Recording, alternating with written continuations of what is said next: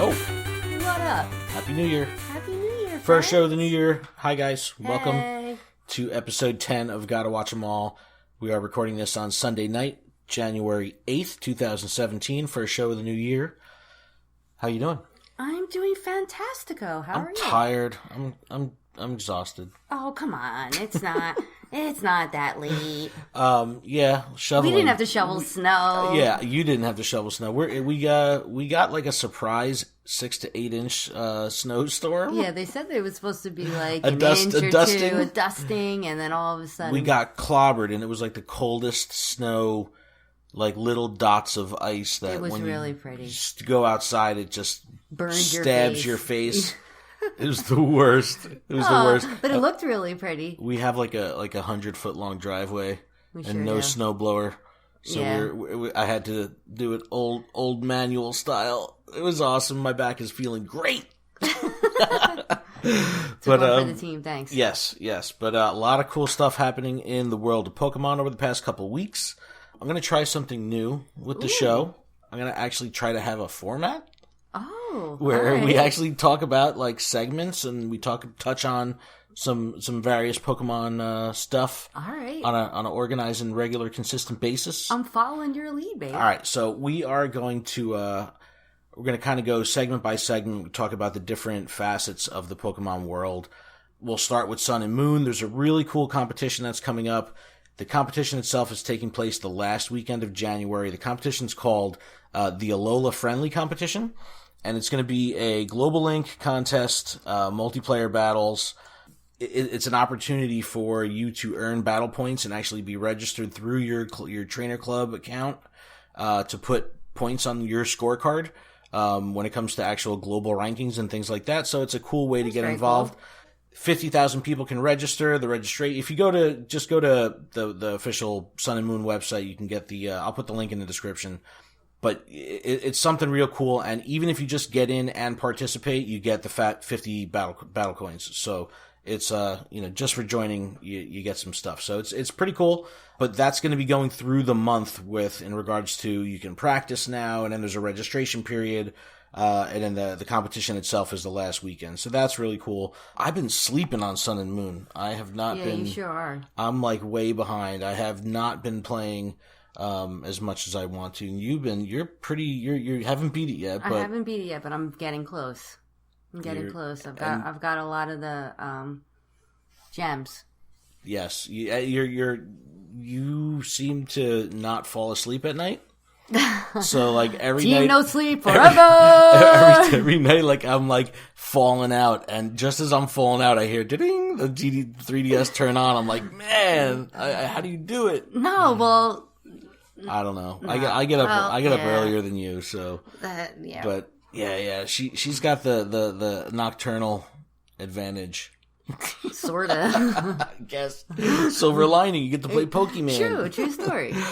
Yeah, so I have to get myself back in gear with Sun and Moon so I can start talking about it a little bit more. And I want to get into post-game conversations where we can start talking about like breeding and gardening and stuff like that. There's so much cool end game that I need to get to and experience because that's. I haven't really done any of that yet. I'm just trucking. You are trucking, but I do a lot of the like searching and. But you're always cleaning your Pokemon and the Pokemonomy. Yeah, you gotta take care of your little friends. Yes, and Snorlax. If you haven't seen what Snorlax looks like on this, when you're grooming your Pokemon, it's the greatest thing. Huge. They put Snorlax on both screens. It is the greatest thing ever. Yeah, he's not the only one that's on both screens. Well, Gyarados he should be. On. Well, Gyarados is big. Yeah. But Snorlax is wide. Yeah. It's awesome. He's just so cute. He's so cute. He's so happy. Pokemon Go. Today, as of 2 hours ago, I completed the North American Pokedex, including the Gen 2 babies and Togetic. Yeah, and he's completely been laughing at me because of my Poke Plague. All right. The suffering and pain that I've been going through. It's so ridiculous. Like, I mean, I play a lot. I'm on the move a lot. I hatch a ton of eggs. And like the first 10 eggs I hatched after the event, or since the announcement, I did not get any babies. No Gen 2. And then all of a sudden, it was just like every egg was just like another one. No, I have like triples, quadruples of some of the baby Pokemon. And I really wasn't about like hatching the eggs, but as soon as he started hatching the babies, I was like, all right, I'm in. But you stocked up on the incubators? Stocked up on the incubators, and I put all my eggs in. I had like 9 going, hatched them all. I think, how many of you hatched now? The event, all right, now, mind you, the hatching event ended on the January 3rd. Today's the actual end of the holiday event proper, when it comes to like, the increased spawn rates on the starters, but you've probably gone through 30 eggs? No. 20? No, I've definitely hatched at least 16 eggs. And nothing. She's not gotten baby. Not only have I not gotten one baby, but I've hatched like probably 6 Weedles. And Josh laughs at me every single time, like, and it just burns me even more. She's like almost to the point, like, you know, like when you play Halo and something would happen, you want to smash the controller. Like I watch you hatching eggs, and you know the Weedle would pop up, and I could see the smoke coming out of her ears. I just want to curse furiously, but I can't because the child is in the car. So I just have to sit there and bite my lip and shake my head and just in my head. Just hate, it's so good. Hate the game because I want them so bad. Everyone needs to send Melissa some positive Gen 2 baby vibes. Okay, how many? All right, hold on. I gotta open up the game real quick because I got 6 cooking right now. So well, good luck. Yeah, but yeah, I had everything I needed. Elekid, that was the last one I needed, which is a 10K hatch. The event ended. I didn't have Elekid. I'm like, that's it. I'm back in, full regular rotation with the hatch rates. And I hatched the last 10K that I got after the event ended, and it hatched with Elekid. So that was which was today. It was just a couple hours ago. Yeah, and today. And I'm done. It's awesome. Yeah, he's in like heaven right now. He's in Poke Glow. Awesome. He's got a beautiful Poke Glow around him. I got Bruce Leroy right now. And me. I got the glow. I've got Poke resting face. She's got Poke resting. She's so mad. She's so angry. I feel your pain. So but angry. You got to get out there walking. It's too cold for you. It is. It's too cold. I can't handle it. Drive slowly. All right. So the starter event also ended today. We stocked up. We totally crushed it with this starter event. We actually didn't see too many. What am I trying to say? Full evolution of the evolution starters. versions of the starters. Like, we saw tons of Charmanders, tons of Squirtles, tons of Bulbasaurs, crazy amounts of Bulbasaur. And I've seen people online catching Charizards and all this stuff. I didn't see any of that. Yeah, I didn't see Charizard. You saw the Blastoids. Yeah, but that was on an incense. I did have an incense Blastoise. But we saw a couple Charmeleons. Yeah. But that was it. Mm-hmm. No Charizards, no Blastoise, no Venusaur. Man. And it's like I see all these people happening online. I'm like, this is crazy. Yeah. But the volume of, basic starters, it was crazy. Nuts, yeah. It was crazy. Really, but that made it really fun. It was really a lot of fun. Because I loved when Charmander popped up. I just loved it. I have enough candy now. Like, I had 0 pretty much going into the event. I was, single digits for each of them. And, I've got 125 plus of each of the 3 starters in candy now. So I could take, I have some really high IV. I have a Charmander with perfect defense and attack that I can take all the way up to Charizard, which I'm going to be doing. So I've got plenty of candy, and I'm waiting to do this evolution party. I just hit level 33, and to get to 34, it's 1 million experience. So that's bananas. To get from level 0 to level 32, it's 3.8 million. That whole journey, right? So, and then from 33 to 34, it's another 1 million. So it's crazy. It's crazy. So gotta catch them all. I've got maximum Pokemon storage, 1,000 Pokemon storage in Go, and I've got 908. I have 980 of 1,000 right now in my stash. So I got to do some crazy evolution parties and try to get this XP up, but it's crazy. It's going to be a major grind, but I got to hit that 40. Reversal, I don't know if you guys watch Reversal on YouTube, but this dude plays a lot, and he just hit 40, which is absolutely crazy. Absolutely crazy. nuts. Yeah, that is crazy. Well, that's the grind. So, yeah, let's move on to the TCG. I bought some cards today with some Christmas exchanges. I bought some tins. There was a new release that just came out and was just announced on Pokemon Center. It is a Break Evolution box with Arcanine Break, Ooh, cool. which has a jumbo. I was never really into the jumbo cards. I think they're cool. No, well, now my son loves these boxes. He loves the boxes that come with the jumbos, and now seeing them all side by side, they are awesome. This is a jumbo break that has like the crazy diamond plate hollow pattern on it. Yeah, and it goes horizontal instead of vertical. It looks really cool. But they should make a special binder for the like pages with that for that size. Yeah. For those it's awesome. cards. I'm sure they have that. But the box is $25 on PokemonCenter.com. Comes with that jumbo break. It also has standard break promos for Mandibuzz, Arcanine, and Crobat. That's rad. 5 evolutions boosters and the code for $25. So not a bad deal. That's a good deal. I think the Toys R Us tax will probably make this thing $30 or something like that. So if you buy cards at Toys R Us, price match it down to reality because they always overcharge. So looks really cool. I don't know. I know. I think it's cool. I think it's cool. I've been seeing that they're doing these boxes like crazy, and it's cool if you're into promo cards from a value perspective. If you're just talking about dollars to booster ratio, nothing's going to come close to just buying the booster box itself. Then they're like, $2.70 a booster. Where this, you're paying for the promos, you're paying for the jumbos and stuff like that. But if that's your thing, then this box will be good for you. Also, I don't have a date for my local place yet. They didn't announce it, but the Sun and Moon, the next expansion of the TCG, they're going to be doing pre-release events coming up in the next 3 weeks or so. Those events are always a lot of fun. They do like a booster draft tournament where you can try out all these new cards, and you end up walking away with something like 8 to 10 boosters and some limited stuff in a nice little deck box. We've been to the Steam Siege one. We went to Fates Collide. Really cool events. We go to this place called Jinx Collectibles in Matawan, New Jersey. Yeah, cool environment. Cool place. They just started the YouTube channel. Check them out. They're showing streams of their tournaments and stuff.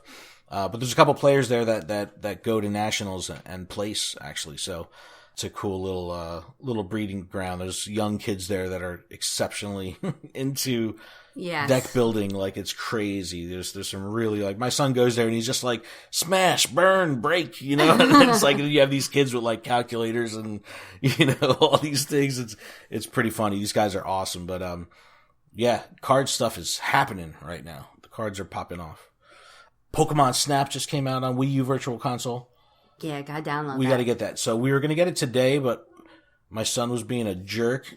So I didn't want to reward him. Yeah, I was like, I had it on the buy screen, but I didn't want to just buy it because he was being not so great. So we had to bite our tongue and we had to suffer because of his nonsense. I'm gonna download it right now. Yeah, we should download it right now. We just won't tell. We just moved the Wii U out of our game room and into the living room, and it's been in the game room for 2 years. And we haven't had much Wii play. And we moved it into a new room, and we were playing it today. Isn't that crazy? Yep. Resurrected. Yes. No, I played Splatoon. I played... what else did I play today? You were playing Poké Tournament. I played Poké Tournament today, too. Those are good games. I'm psyched for the Switch, but the Wii U's still great. Yeah. Great. But Pokemon Snap's going to be awesome with the gamepad. I think that's going to be a cool way to play. Yeah, as long as one of us don't throw the pad trying to swing it real fast to catch, oh my god, there's Charizard! Yeah, we watched the original trailer, which was awesome, and you see Charizard in the trailer, which is always fun. All right, and the last thing I want to touch on is I want to start talking about plushes. I know this has been a big thing in the Pokemon world, but I love plushies. I'm starting to. I don't know. I love them. An obsession or something. I don't know. It's getting bad. I was wondering why you came home with a plush tonight. I did come home with a plush tonight. I got we watched Josh and I watched the Volcanion movie that just came out, which got shredded. Like, people hated it. I thought it was awesome. But I just love everything. But there's my son saw Amora, which is this My Little Pony looking really super cute thing. It is really cute. And I was just happened to be in Toys R Us today, and they had a plush of Amora, so I could not get it. And it was ridiculous because when you gave it to him, he just looked at it and he goes, "Oh my god, it's so cute!" Yeah, it was awesome. It was really cute. But anyway, I've been I stalk PokemonCenter.com now all the time just to see like the new stuff that comes out, and this new line of Pikachu plushes just came out called Around the World, and they have like the Statue of Liberty one for the U.S. They have a London Guard. They have like this, someone from the Netherlands with like lederhosen, like this kung fu one. They're awesome. Yeah, they really are. Cool. And then there's this very cool. It's a different set, but similar kind of thing. It's a paired Pikachu. It's called Paired Pikachu Celebrations. The Moon Viewing Pikachu plush, and it's a pair of Pikachu wearing full kimonos with.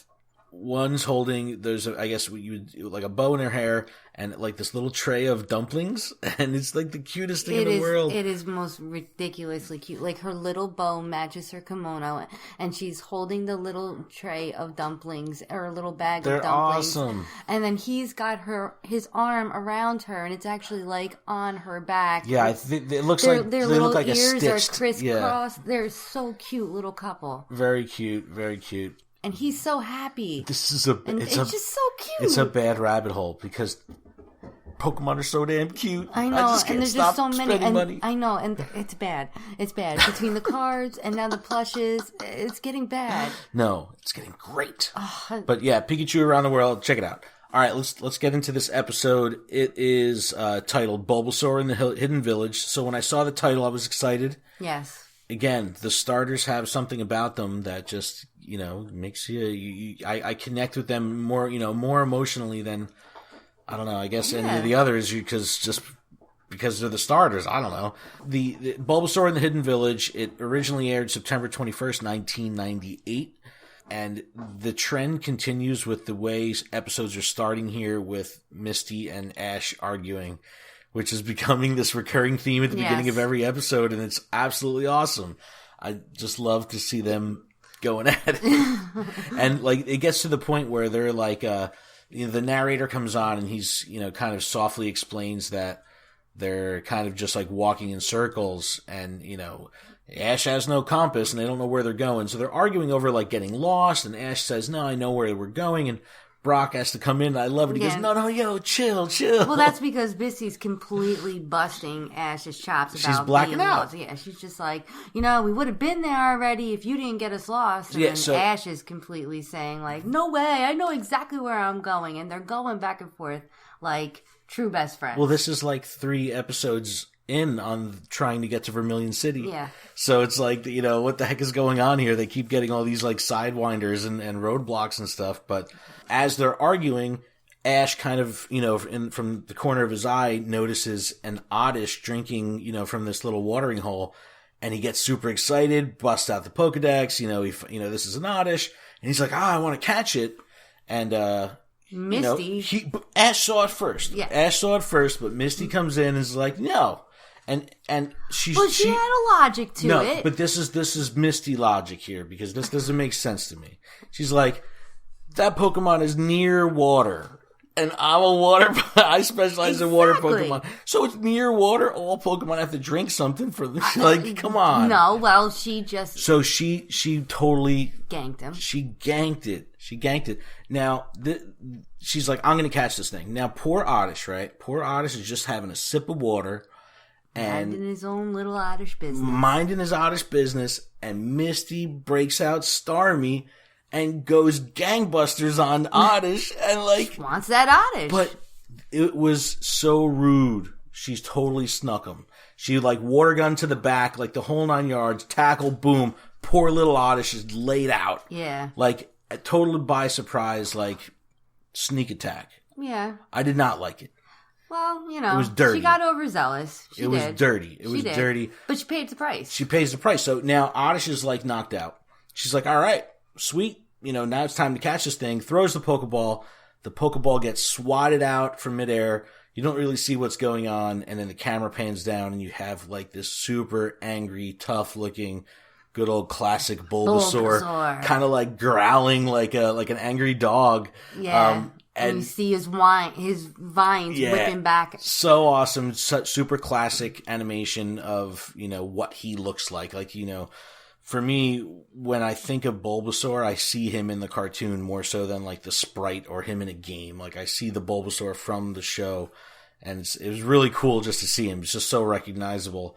And then Ash kind of like, goes gaga, Yeah, it cuts to He's Ash. like, oh, it's a Bulbasaur. Like he's in love. He's big glassy eyes. Huge sparkly eyes. Totally, totally cute. He's like, Bulbasaur, I want him. Once they see Bulbasaur, they don't realize like that he's, kind of ready to kill them. And all of a sudden Bulbasaur charges full steam ahead into Starmie, completely lays out Starmie. Ash sees the opportunity, says, look, this is my turn now. And Misty's like, whoa, what the heck just happened? Yeah. And what is Ash plays? Butterfree. Right. Yeah. Ash brings out Butterfree, goes for Sleep Powder, and Bulbasaur uses a Gust Attack, which I thought was kind of weird. Yeah, it was like I don't even know, is it called Gust Attack? Well, he like, blows. He blows out of his, just like Superman style. I would call it a Gust Attack. Again, there's no trainer telling Bulbasaur what to do. This is a wild Pokemon. Mm-hmm. Blows the Sleep Powder right back. It kind of disorients. It completely disorients Butterfree. He goes down. Butterfree goes down. Well, then he comes back up with the tackle and totally knocks out Butterfree. Yeah, he wasn't messing around. This He's like, Bulbasaur, back off. the Bulbasaur is no joke. The Bulbasaur is tough and rugged, and it's just like before they know it. Misty and Ash's Pokemon are knocked out. And Oddish and Bulbasaur kind of like run off into like the bushes. Yeah, into the bushes. And then Ash completely starts having a fit and starts whining, it's not fair. I want it. Like he was totally bummed out. He couldn't get it. And it was really cute because then they panned to Pikachu. And Pikachu standing there all bummed with the face like, I want it too. Yeah, right. But they cut to this next scene where they show him continuing along, walking, and Ash kind of turns it around and he's like, I bet you these woods are filled with Bulbasaur. And they come to this giant suspension bridge, but not metal or, anything. I'm thinking like the Indiana Jones Temple of Doom. That's exactly what it is. It's rope bridge, wood plank rope bridge. Like anytime I see a bridge like that in a movie, that's an Indiana Jones reference. But they start going across, and now Brock's got a map, and he's like, hey, I don't even see this village on the map. Or the bridge on the map. And as they start walking across, the wind kind of blows and the rope snaps, and straight like Indiana Jones, this thing goes down. And it doesn't snap completely in half. It just goes sideways. Yep. And then Brock starts sliding off the bridge and completely loses it and goes down into the river below. And there was like some sharp rocks. Yeah. Like he just missed Brock just missed the rocks. Rocks. But it was crazy because he fall, and Ash is just like, oh my gosh, Brock is falling. Yeah. Like he's kind of like Brock is falling. Yet he's got Misty and Pikachu holding onto his leg for dear life. And like this water that this bridge is over is like rapids water. It's like waterfalls and fast moving. Yeah, fast moving. So like once Brock hits the water, he's gone. He's out. And Ash, finds the inner strength and pulls himself up, pulls Misty and Pikachu up. Screaming at him, "You will pass!" He probably just wanted to shut her up. Yeah. But they get up and immediately it's cool. They're like, yo, we got to find Brock. We got to figure out what happened. So they start running and, trying to get to downstream so they can see what the heck is going on with Brock. Now, as they're running along the path, this is like, it's kind of like a callback to some of the earlier episodes, but out of nowhere, Misty falls into this pitfall trap. Yeah, complete hole in the ground. Just a good old hole in the ground. Out of nowhere. And, this is the kind of trap that, like, Team Rocket would always set. Yeah. And they would fall in themselves or something like that. Exactly. But, the trap is completely out of nowhere. It takes her by surprise. Ash doesn't fall in, but he's like, hey, what are you doing down there? And, and picks her up, and they continue going. They're just kind of like, what? Yeah, why is there a trap in the middle of this walkway? It's totally weird. Yeah, Ash is pretty much saying like, this is not our day. Like, we're having a bad not day. Having a good day. And 2 seconds after that, Misty sets off another trap, which is a net that scoops them up and dangles them from a tree. That's the Return of the Jedi trap. That's what I call that one, because it's like an Ewok trap. Yeah, it literally scoops them up, and they're dangling from a tree in this net, and they're wiggling back and forth, and there's nothing they could do. They're trapped. They're straight up trapped. And then Bulbasaur shows up, just kind of growls at him. You hear a little Bulbasaur. Yeah, gives him the evil eye. And he's just like, they're looking down like, hey, what are you doing down there? It's obviously, it seems that Bulbasaur is, this is the shenanigans, he's kind of responsible. And Ash starts, it doesn't matter that Ash is pinned up to a tree in a net. He's like, hey, I want to battle. So it's like so focused. I thought that was really, really funny. And, Bulbasaur just kind of shows up, gives them the evil eye, and just bounces. Just bounces, right? And they're like, oh, what's going on? Now remember, they're still worrying about Brock, and I love this part. It's totally ridiculous and doesn't really even matter to the story, but it's a complete 8-year-old thing to do. That's exactly what it is. 10-year-old. He's a 10-year-old. 10-year-old. My bad. 10-year-old, yo. But Ash goes into this thing where he's like, man, I hope Brock didn't get washed out to sea and picked up by pirates, and one of the pirates has a wooden leg, and he goes on this whole imagination tangent. Yeah. And Misty's like, dude, what's really reality check? What's wrong with you? And just as they're saying this, Brock shows up underneath them, and he goes, ahoy! So it was really funny, and they're like, cut me down. Brock pulls out this big old Rambo knife. That's what I thought too. It was a Rambo. He pulls out this big, Rambo knife with the compass on the bottom. It didn't have the compass. That would have helped them on their journey. But definitely had a big old handle. It was a big Rambo knife and cuts them down. They fall 20 feet down to the ground. Yeah. Pikachu's swirly-eyed and everything. It was really funny. They're reunited. They're like, Brock, what happened? And he goes into this, memory scene of him getting, rushed down the water, rapid style. And where only his hand is kind of above water, and he's gasping for air, when someone along the shoreline grabs his arm, pulls him up, and how he's telling the story to Ash and Misty. He's like, this beautiful woman saved my life, and Ash is in. Yeah. Ash is Ash goes, better than pirates. This is better than pirates. He goes, unless she's a pirate in disguise. So it's just funny, because again, reminders that Ash is a kid, Brock is an adult. I guess. Weird. Young. I don't know. It's to be determined, but you get reminded that Ash is a kid. Yeah. And it's really funny how they kind of plug that in. And don't forget that in a little segment in between there, they have a little cut to Team Rocket where they're peeking through the bushes, and Team Rocket is starting to plan their attack to come to the village. They know that the village is there. How they know and nobody else knows is a mystery in itself, but they know that there's an infinite amount of Pokemon on the other side of the bridge, and they're getting ready to cross it. But as Brock is telling the story, he's like, there's this woman, Melanie, and she saved my life, and he takes Ash and Misty there, and they come to this log cabin. It's very serene. There's, a nice little stream right there, and there's Pokemon everywhere, like Caterpie, Magikarp, who else? There's a Staryu, Paris, pair of Rattatas.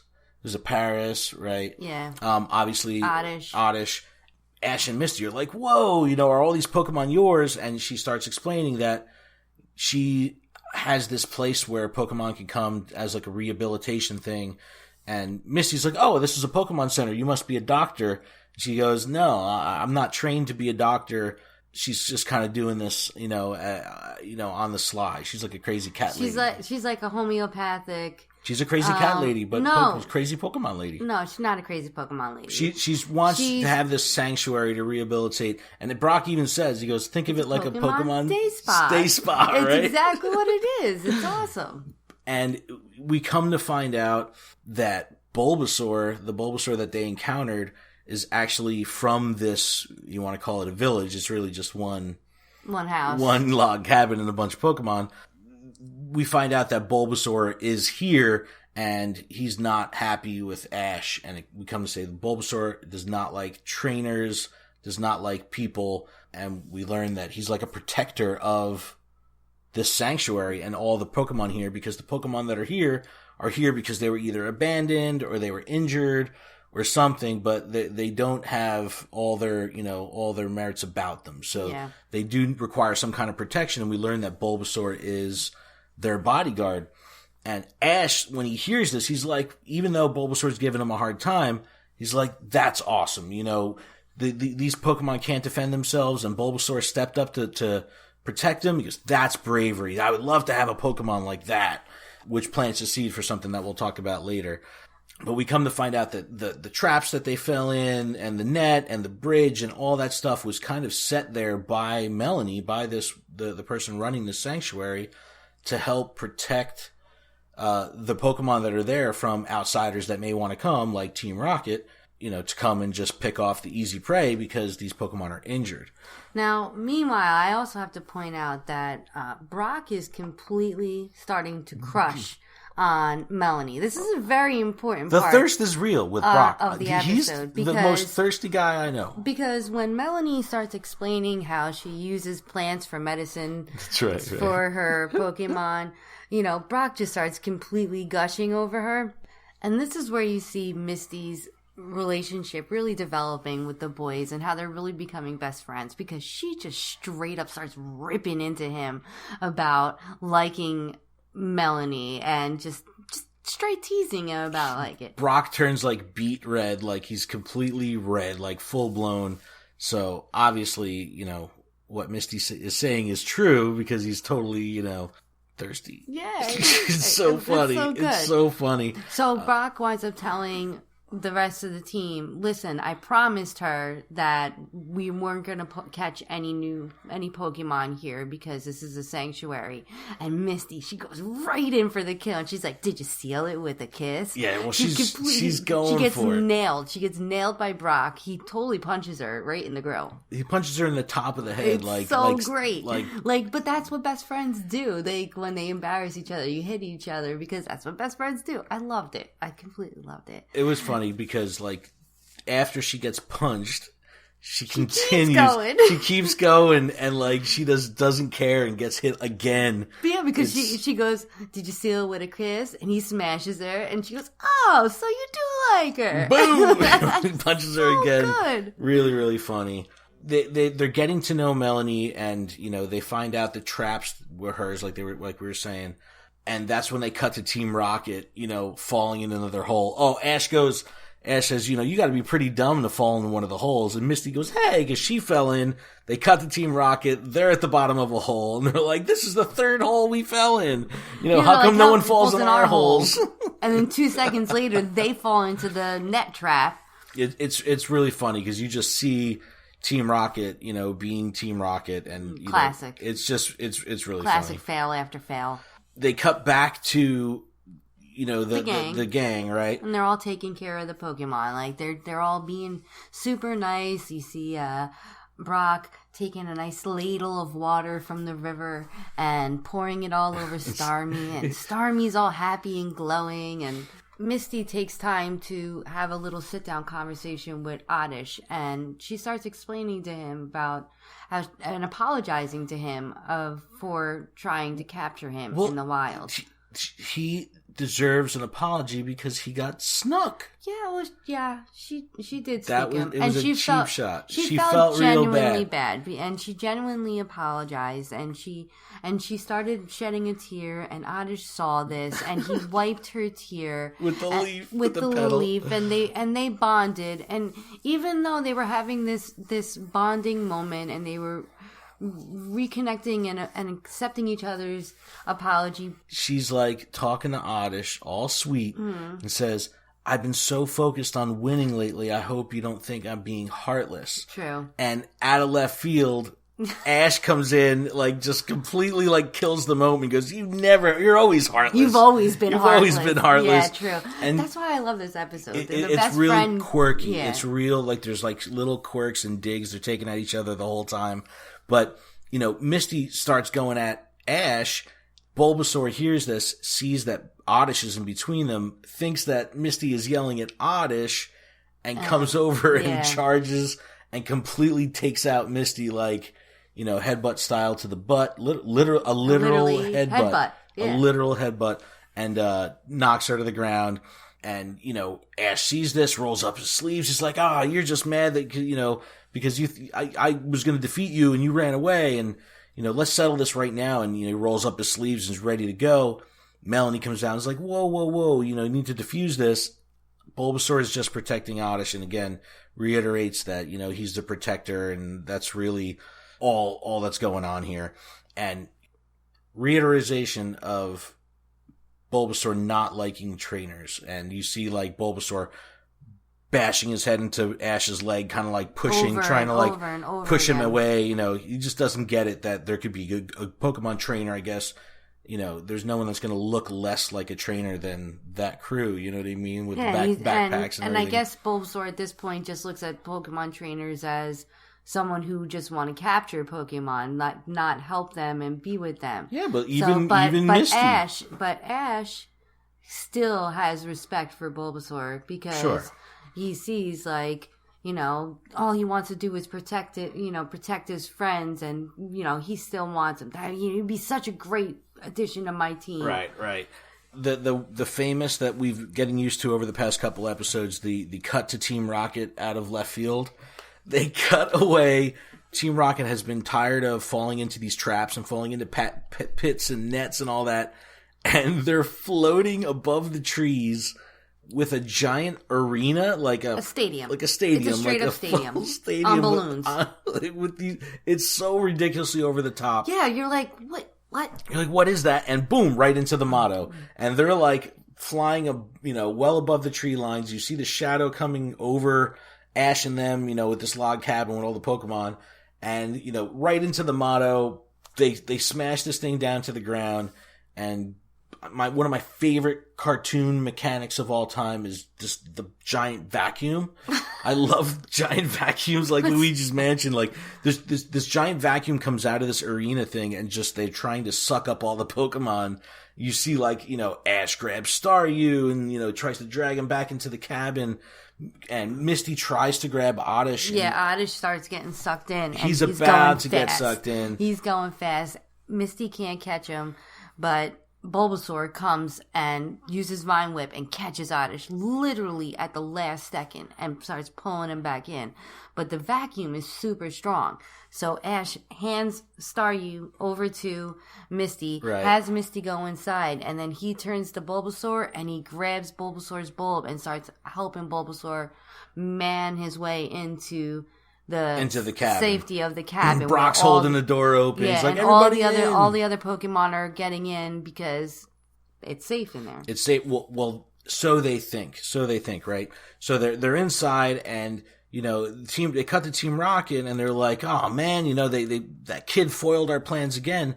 And James goes, no, he put all the Pokemon in one spot. Now our super vacuum can, suck them all out. And they send the vacuum out one more time, and this scene is so cool because, like, as the action is happening, you see, like, a door open and Ash comes out, like, Kramer style. He does. Like, boom! He, rushes out. Oh, sorry, headphone users. I'm sorry. He rips out of the door and he's just like, Pidgeotto, go! Like, all in one shot. You see Bulbasaur come out. He vine whips the vacuum, like, two slaps, like, bap, bap, bap. And Ash plays Pidgeotto and tells Pidgeotto to use Gust Attack. Now, this is like the coolest thing because the suction of the force of the suction from the vacuum plus the force of, Pidgeotto doing the Gust Attack, it creates this crazy whirlwind that ultimately forms into a full-blown tornado. Picks up this arena, picks up Team Rocket. The animation is absolutely hilarious. Yeah, it is hilarious. They show, like, James come, like, right across the front of the screen. It's super funny. Team Rocket blasting off the speed of light, the whole 9 yards. Absolutely hilarious. But, they need to carry a crazy vacuum around wherever they go because Pidgeotto would be undefeated. Oh my God. But you know what? And it's funny because they've used the crazy vacuum already multiple times. That's one of my favorites. I'm telling you, I love the crazy vacuum. Because they used the vacuum in the episode when they were in Cerulean City. Yep. Absolutely hilarious. I'm glad they got the classic blasting off the speed of light thing in, because I just love the consistency of that. So they're gone. They cut back to the group. Everyone's okay. Ash states, he got the wind knocked out of him. But everyone's okay for, the most part, relatively speaking. Ash again is taken back by Bulbasaur, and his bravery and how awesome he was. And Melanie says, kind of plays into it a little and says, yeah, wouldn't he be a great, addition to your team? And gives Ash the Bulbasaur. But with good reason. So now, 2 minutes ago, Bulbasaur didn't really trust Ash. They had that bonding process where they were helping each other out, they're saving the Pokemon. But the truth comes out that this sanctuary is not functioning properly because the Pokemon there are so protected that even if they're healthy enough to go back into the wild, they're not leaving because Bulbasaur is making it's such a safe place. So why would they want to leave if they have, they've got muscle, they've got a bodyguard. So they want to, if Bulbasaur goes and Melanie's also concerned that Bulbasaur being in this one space is going to prevent it from growing as big and strong as it could. So really wants it to get out there and adventure and, all that. As this is going down, they cut to Brock really quick. And he's like, oh, Melanie. And then she just keeps talking, but Brock definitely wants to say something. Well, because Melanie is going on and on, just saying how her ultimate dream is not only to take care of the Pokemon and make them healthy, but to see them move on from the sanctuary and live and have good lives. And Brock is straight up in love, and he can't even hold it in. So he wants to tell her. He goes, Melanie, I love, and she just keeps going. She just doesn't even listen to him. She just keeps going. She says, that's why, I think Bulbasaur should go with you. Right. But with one condition being that before they go, they have to have a battle. This is like music to Ash's ears. Misty's like, oh, please let me battle with Bulbasaur. She totally begs to battle. And he's like, no way. You see Pikachu and he's like ready to go. It's awesome. Like the tone of the animation gets really, really, serious all of a sudden. They pan to Pikachu, they pan to Bulbasaur, and it's ready. Yeah. Vine Whip, you see Pikachu dodging all these Vine Whips and comes towards him, but Bulbasaur does like a tackle move and completely headbutts Pikachu, sends him flying, hits him with a second, sends him flying. Yep. And, and then grabs him with the Vine Whip and starts squeezing him. Just starts slamming him on the ground, like banging him. And Misty's like, Vine Whip's is, Bulbasaur's special move. And you can hear him picking Pikachu up. Pikachu's getting rocked. Every time he hits him on the ground, he's going, Bulba, Bulba, Bulba, Bulba. And poor Pikachu. And Ash is like, oh, Pika, use Thunder Shock. So Pikachu uses Thunder Shock. Bulba was not ready for that. It was full-blown, toast at that point. Yeah, because, swirly-eyed, smiley face, the bellied up. Electricity goes through the vines, takes out Bulbasaur.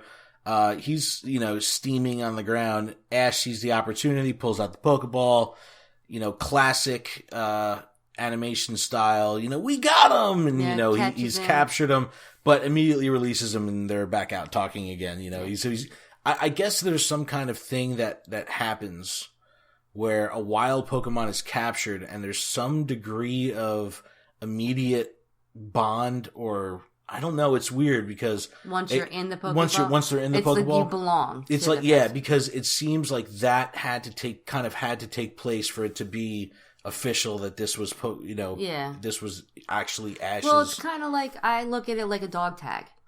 Right. You know I can see that. Like, yep. It's stamped. It's like an imprint, like, all right, this is your person now. Yeah, and also because each Pokemon stays in its own Pokeball. It doesn't change right. Pokeball. Exactly. But it was cool to see. It was like an intense little battle, and very, very cool. And of course, everyone's super psyched. Melanie is a little sad that Bulbasaur is leaving. But Brock tries to smooth over the sadness by trying valiantly one more time to make his way in there. And he says to her, since Bulbasaur's leaving and all, I could stay behind and help you take care of the Pokemon. Melanie shuts him down. No, we'll be fine. I don't want to hold you off from all your adventures. And he tries to be brave. He's like, yeah, okay. All right, thanks, bye. It's the greatest. It is. And he starts walking away, and he's totally blushing and feeling embarrassed. And you could see him looking over his shoulder, giving her that one last look. And in comes my girl, Misty. So, what did Melody say when you went to tell her you loved her? And it's just right back into the friendship mode. Brock yells at Misty, "Stop embarrassing me!" He's got his she'll hand hear over, you. He's got his hand over her mouth. Why did you have to do that to me the entire time? It was like there was so much greatness in this episode. Like I really, really loved the way that their friendship developed in this way, and It was cool. I mean, and there's all of this happened as a little tangent as they're still on the way to Vermilion City. So it's like, I can't wait to see what happens when they get there. I know, because it's been a long time. It's been 3 episodes coming, that they're en route and they just keep hitting all these snags. But really, really funny. The Who's That Pokemon from this episode was Bulbasaur. Bulba's the man. He's awesome. This particular Bulbasaur too, he's got a good attitude. He's tough. He's good. He's going to be a good addition to Ash's team. Yes. All right, the episode is done. I have 2 Generations boosters. These boosters are the last mythical collection that is part of the Pokemon 20 anniversary series. This is the Meloetta promo mythical box. This card is so awesome. It is so radical. That when we first started the podcast, I had the card on the table, and I looked to Melissa because she was supposed to talk, and she was entranced by the card so much. She's pointing at it, like pointing at it, going, I thought there was like a bug on the wall. I'm like, what are you pointing at? I'm like, what is that? It's a really, really cool card. It's super, like the holo effect is really cool. She's so cute. She's just a musical Pokemon. I love her. So the attacks are Soprano Wave, Entrancing Melody. Really, really cool art. I love it. I love it. It is promo XY120. I'll get a picture of this up on the Instagrams. I got Pikachu pack art and Blastoise pack art. Take a pick. Pika. All right, I'm going to go first. All right, so these, like I said, these are the last Generations boosters that we're going to be opening. We'll move on to Evolutions next time. But let's see if I can close with something good. All right, Fletchling Radiant, Clefable, Evosoda, Energy Pikachu, Clefairy, Meowth. My reverse holo is a Zubat. I have my Radiant holo is a Diancie. And Butterfree. Holo is the rare. So I'm definitely happy about that. Yep. All right. And I got a Shroomish, a double colorless energy, Graveler, Slowpoke, Tangela, Rhyhorn, Energy, Team Flare Grunt, reverse. And Yveltal. This is Yveltal and a Parasect. All right, so no EXs, but I am psyched on the holo Butterfree. You got EX last week. I don't know. Awesome episode. Yveltal's pretty cool, actually. We are going to be doing our best to get back on a weekly schedule, trying to make this happen for the new year. So that's going to be something that we're going to be working on. I appreciate your patience as we get through what it takes to launch a podcast the right way. We're trying. So we're going to try to get back on schedule, with other forms of content too, Instagram and Twitter and YouTube and stuff like that. So, keep a lookout for that. Definitely check us out, gottawatchemall.com. You can email us, gottawatchemallpodcast@gmail.com. Thank you, Seth Hay, for the logos, and Chippercrit for the music. I'm Proud Gamer Tweet on the tweets. And I'm Miss. Just Miss. Here. Thank you guys so much. We will see you next week. Peace. Bye-bye.